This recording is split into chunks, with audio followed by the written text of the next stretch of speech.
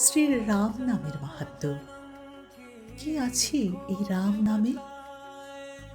একবার দেবর্ষি নারদ ভাবলেন সবাই রাম নাম নেয়, কিন্তু এই নামের মাহাত্ম্য কি আমাকে তা জানতে হবে।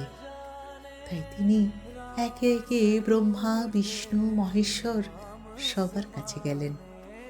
সবাই বললেন, হে দেবর্ষি, আপনি বরং যমরাজের কাছে যান, তিনিই তা বলতে পারবেন।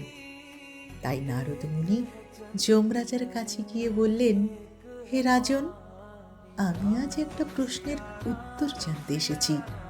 কৃপা করে বলুন, রাম নামের মাহাত্ম্য কি?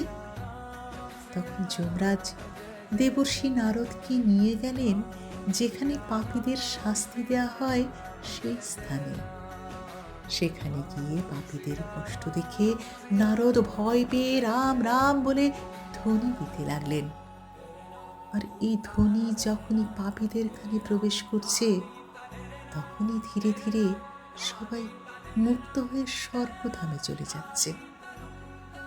এই হলো রাম নামের মহিমা। জয় শ্রীরাম।